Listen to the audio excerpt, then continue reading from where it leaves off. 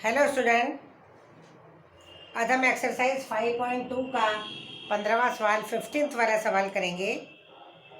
For what value of n are the nth term of two AP 63, 65, 67। ये एक AP है और दूसरी एपी है 3, 10, 17। ये दो एपीज हैं, उनकी एनेक टर्म क्या है? इक्वल है। तो एन की वैल्यू क्या होगी? अब अपन देखें 63, 65, 67 ये एपी है, तो इसकी ए कितना है? फर्स्ट टर्म 63 है और इसका एन टर्म निकलेगा 63 प्लस एन माइनस 1 इंटू 2, क्योंकि इसका कॉमन डिफरेंस अपने को 2 दिख रहा है। 65 माइनस 63 मतलब 2।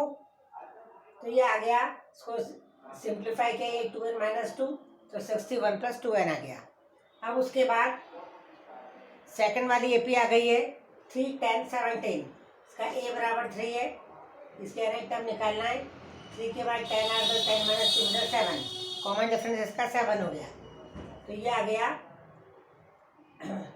तो 61 प्लस 2n बराबर क्या लिखा है? 3 प्लस एन माइनस 1 इंटू 7, क्योंकि दोनों के एनेक टर्म इक्वल है। जब अपन ने इनको इक्वल किया तो ये 3 प्लस 7n माइनस 7 हो गया, ये 2n माइनस 2n बन के इधर आ गया। तो 61 बराबर 5n माइनस 4, इस प्लस 4 को ये प्लस 4 बन के इधर आ गया। 65 बराबर 5n, तो n बराबर 13 आ गया आंसर। ये आ गया n बराबर 13। अब अपन 16 वाला सवाल करें।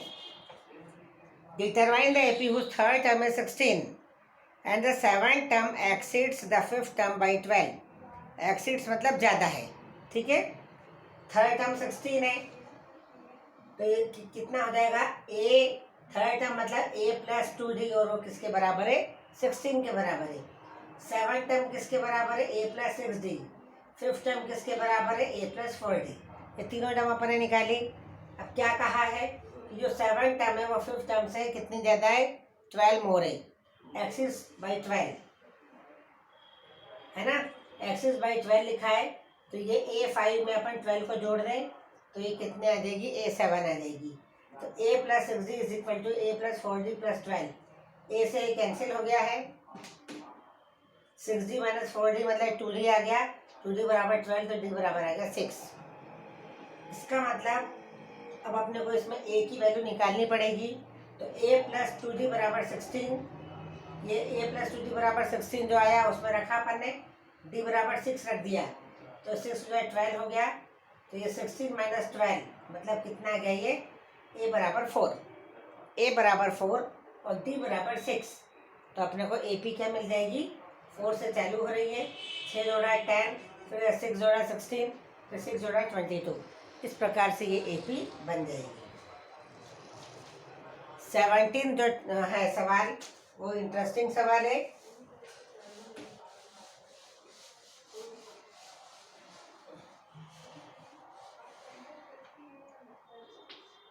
अब ये 17, find the 20th term from the last term of the AP. अब अपन देखें, ये 3, 8, 13 और ये 253। अब हमको पीछे से कौन सा वाला चाहिए? 28 टर्म। ये फर्स्ट टर्म, और ऐसा करते करते जो भी 20 टर्म आएगी वो अपने को निकालना है। तो अपन इसमें देखें,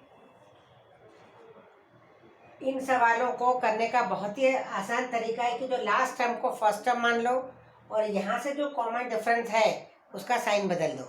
जैसे 3 के बाद 8 है, तो इसका ये इस एपी का डी कितना आ रहा है? 5। तो ये जो जब हम लास्ट से करेंगे तो उसका एपी, इसका जो कॉमन डिफरेंस कितना आ जाएगा? -5। तो ये आ जाएगा ए बराबर 253 लेंगे और डी बराबर -5 लेंगे, और अपने को फ्रॉम दी 28 टर्म निकालना है और n बराबर 20। तो अपन आराम से निकाल सकते हैं। तो ये आ जाएगा, ये 20 अपने को निकालना है। 253 प्लस 20 माइनस 1 इंटू -5, तो ये कितना हो गया? 253 प्लस 19 इंटू -5, तो 253 माइनस 95, तो ये आ गया 158। ये आ गई 20th वाली टर्म। ये 13 में से 5 गई 8 और 14 में से 9 गई 5 और 1। ठीक है। अब अपन देखें 18 वाला सवाल। इसकी एक और मेथड है, लेकिन वो थोड़ी बहुत मतलब कठिन है, वो अपन नहीं करें। और अपन सिर्फ कॉमन डिफरेंस का साइन चेंज करना है और लास्ट टर्म को फर्स्ट टर्म मानना है। और n की वैल्यू 20 है तो 20 ही रहेगी। अब अपन देखते हैं 18 वाला सम।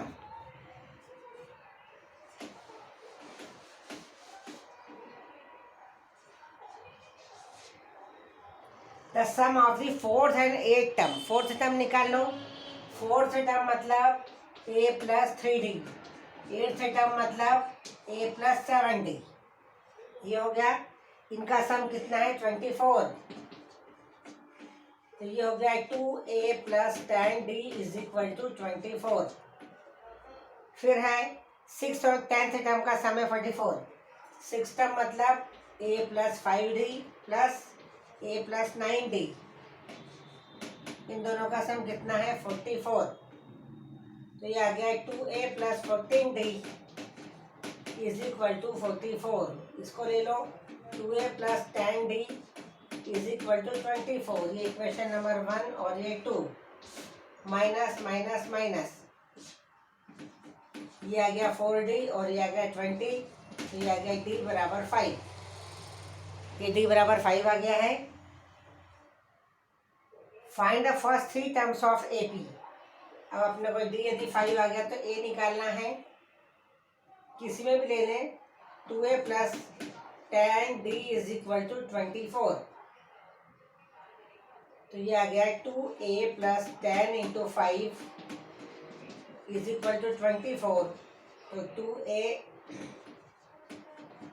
24 माइनस 50, तो ये आ गया 26 माइनस 26। तो a बराबर आ गया माइनस 13। d बराबर 5 है, a बराबर माइनस 13। अब अपने को क्या चाहिए? Find the first 3 terms. पहली a हो गई माइनस 13, फिर a प्लस डी हो गई। देखो ये a प्लस डी और a प्लस 2d, ये 3 टर्म्स हो गई है। a बराबर कितना है माइनस 13। फिर इसमें 5 जोड़ना है तो कितना आ जाएगा माइनस 8। फिर 5 जोड़ना है तो कितना आ गया माइनस 3।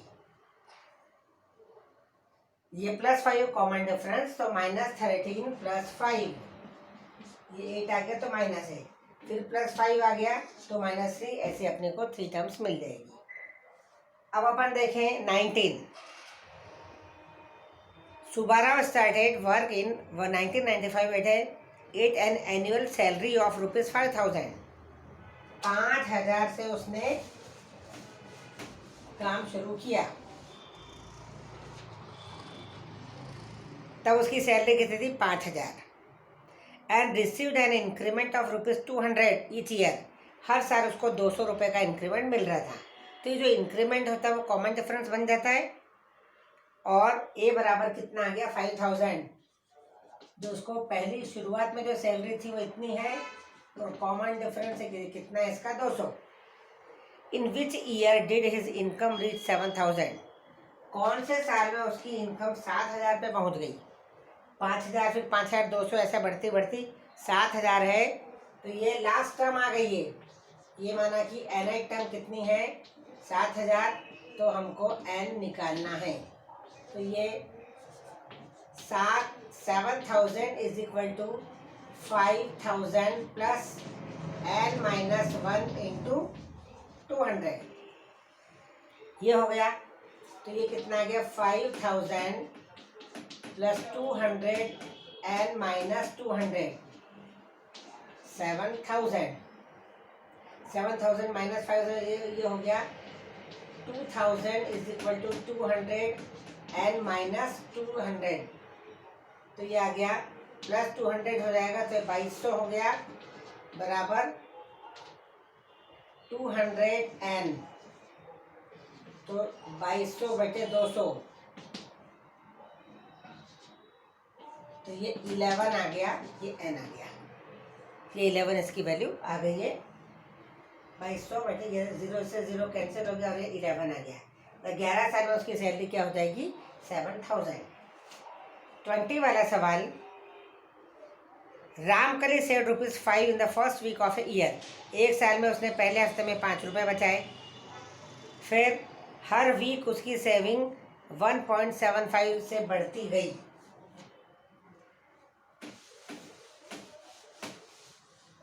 ए बराबर 5 हो गया और उसने क्या किया, 1.75 रुपये और बढ़ाए। मतलब दूसरे वीक में उसने 6.75 रुपये सेव करे, हर बार 1.75 रुपये बढ़ाती जा रही थी। तो ये हो गया इन द nth वीक हर वीकली सेविंग बिकम 20.75। एक ऐसा वीक आया कि उसका सेविंग हो गई 20.75, तो वो हमको बताना है। तो ये an हो गया है, ये आ गया 20.75। फाइंड n, वही सवाल वैसा ही है। ये 20.75 बराबर 5 plus n minus 1 into 1.75। 5 plus 1.75 n minus 1.75, ये आ गया 20.75।